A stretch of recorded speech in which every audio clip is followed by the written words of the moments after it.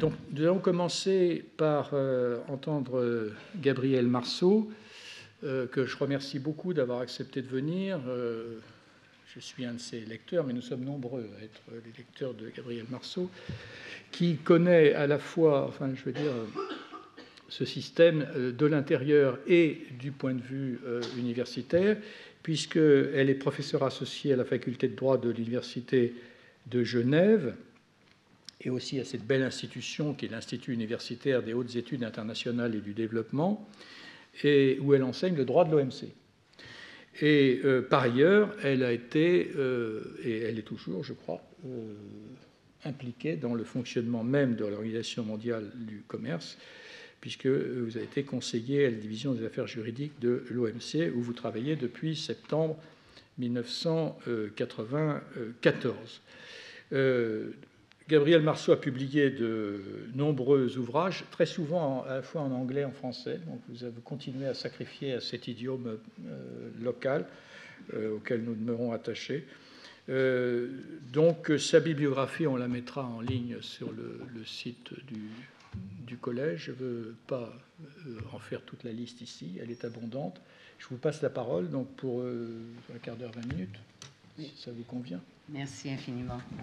Merci infiniment, professeur Soupio. Je suis honorée d'être ici pour célébrer tout votre travail, votre recherche, votre enseignement sur cette justice sociale qui souvent, on pense, n'existe pas à l'OMC. Alors, ce que je vais faire, c'est un peu comme Jean-Marc Sorel l'avait annoncé, être un peu en désaccord avec votre prémisse de base et expliquer l'évolution, surtout récente, et la place du développement durable à l'OMC. Alors, comme ça a été bien expliqué, au tout début, vers la fin de la Deuxième Guerre, conceptuellement, du moins, on veut faire travailler ensemble le commerce et l'emploi et les normes du travail. Et tout devait être cohérent, mais ça ne fonctionne pas. La charte de La Havane ne va pas être ratifiée. Et tout ce qui reste, c'est un des chapitres qu'on appelle toujours le GATT, de l'anglais, qui réfère aux tarifs, les ententes entre les pays pour limiter les droits de douane et les tarifs à la frontière, les mêmes tarifs que le président Trump a élevé récemment. Alors, ce qui se passe en ce moment avec le président Trump et toute cette levée de tarifs et de réactions, c'est mon travail de tous les jours, c'est le cœur de ce GATT.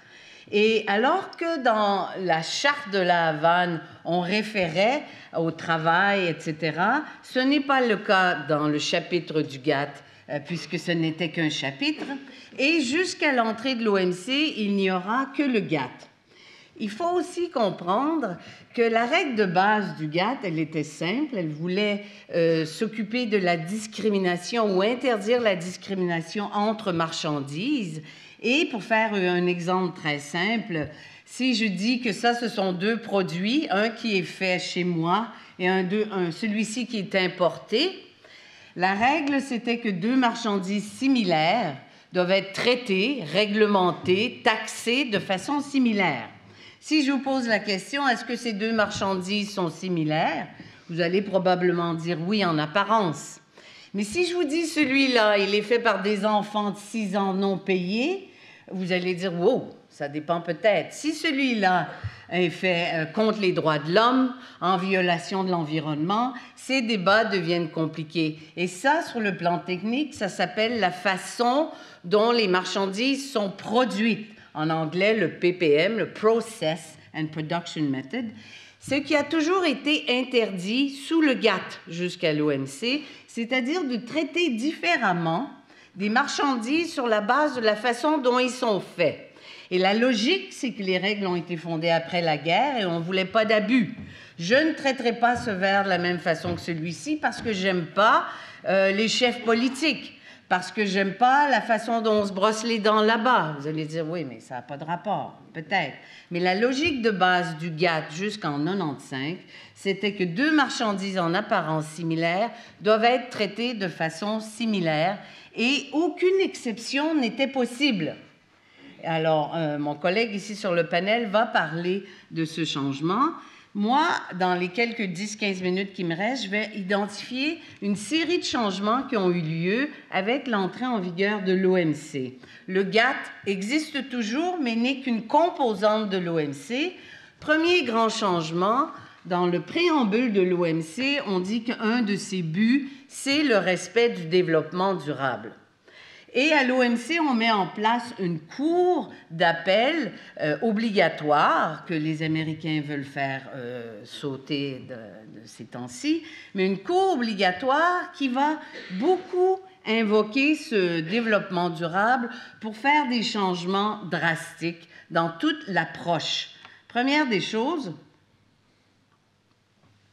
on va maintenir la ligne que deux marchandises similaires doivent être a priori traitées de façon similaire, mais ça va être développé, les exceptions vont être complètement ouvertes. Et on va lire des termes qui ont 50 ans, 60 ans d'âge de façon bien différente. Deuxième des choses, on va autoriser ou bien des sanctions, des restrictions, ou bien des stimulants pour favoriser des considérations non commerciales. Dans le tout premier jugement de cette cour d'appel, elle va dire que le GATT et l'OMC ne peuvent plus être lus en isolation clinique du reste du monde. Alors, on ne peut plus lire juste le commerce seul, et ça va introduire un tas de distinctions possibles entre marchandises apparemment similaires, sur la base notamment de l'environnement. Dans les années 96-96, certains membres de l'OMC, dont la France et l'Union européenne, veulent qu'on réintroduise les normes du travail dans le commerce. C'est refusé par la majorité des pays en voie de développement, mais on reconnaît quand même l'importance des normes du travail et on écrit dans cette déclaration de Singapour que l'avantage comparatif des pays en développement ne doit jamais être mis en question. Ceci étant, et c'est très intéressant, en 2008, au BIT, on adopte la Déclaration sur la justice internationale et on ajoute de façon très importante que, au contraire, je sais que c'est dans une autre organisation, mais on dit bien que la violation des principes et droits fondamentaux ne peuvent jamais être invoqués à l'avantage de ce qu'on appelle les droits comparatifs, des avantages comparatifs. Donc, la déclaration du BIT entre en contradiction avec la déclaration de Singapour, mais la Cour nous a bien dit que quand on lit maintenant le traité de l'OMC, on doit le lire en tenant compte des autres choses à l'extérieur du système OMC. Autre changement important, un nouvel accord est né à l'OMC qui s'appelle l'accord OTC et qui autorise expressément les gouvernements à faire des distinctions qui étaient avant interdites, des distinctions réglementaires sur la base des processus et méthodes de production. Alors, un gouvernement sous le GATT n'avait pas le droit de traiter différemment deux vers qui semblent similaires. La règle change et on dit, au contraire, les gouvernements ont ce droit pour autant que les distinctions réglementaires soient légitimes. On ne définit pas ce qui est légitime, mais on se rappelle que dans le préambule de l'OMC, le développement durable est un but. Alors clairement, le but du développement durable, et ça vous le savez, ça a des composantes économiques, environnementales, mais aussi sociales. Il n'y a pas eu de litige à l'OMC entre commerce et travail, mais il y en a eu plusieurs sur l'environnement, dont certaines affaires importantes défendues par la France et gagnées. Et il est clair que des considérations non commerciales peuvent être introduites. Un autre principe tout à fait que moi, comme juriste, je trouve superbe dans ce nouvel accord sur l'OTC, c'est le principe qui dit que lorsqu'un pays, lorsqu'un gouvernement adopte un règlement national qui est conforme avec un standard international négocié à l'extérieur de l'OMC, la norme nationale va être présumée cohérente et consistante et compatible avec le droit de l'OMC, même si elle restreint le commerce. Alors, c'est une reconnaissance de l'importance des standards négociés à l'extérieur de l'OMC. Et la grande question qui se pose depuis quelques années, c'est quand est-ce qu'un pays va adopter une norme nationale sur la base du travail, invoquer les normes du BIT, ou de l'Organisation internationale du travail, être poursuivi et gagner au terme de cette présomption de compatibilité. Autre élément important, on a reconnu que les donneurs de préférence, donc les pays riches, peuvent dorénavant mettre des conditions aux avantages tarifaires qu'ils donnent aux pays en développement. Ça vient d'une affaire entre l'Europe, l'Inde et le Pakistan après les événements de 2001, où l'Europe donne certains avantages tarifaires. Alors, la règle du GATT et de l'OMC, c'est que deux marchandises similaires, je me répète, doivent être traitées de façon similaire. Alors, si à l'importation en provenance de deux pays, je mets comme pays importateur un droit tarifaire, un droit de douane, disons, de 10%, tous ceux qui exportent des verres similaires chez moi, qui font partie du club de l'OMC ou du GATT, vont payer le même droit de douane. L'Europe dit, moi, je vais donner un meilleur accès aux pays en développement s'ils mettent en place des lois concernant la réglementation et le contrôle des drogues. L'Europe va perdre cette affaire parce que l'Inde va dire, moi, j'ai aussi un régime similaire au Pakistan, pourquoi avez-vous donné cet avantage au Pakistan? Et il a été donné après les attaques de 2001 pour amadouer le Pakistan. L'Europe va perdre cette affaire, mais va gagner la bataille de principe, où on va lui dire, contrairement à votre système de préférence sur l'environnement et sur les normes du travail, votre système sur le contrôle de drogue est injuste, parce qu'il y a plusieurs pays qui sont dans une même situation, mais qui ne sont pas traités de la même façon.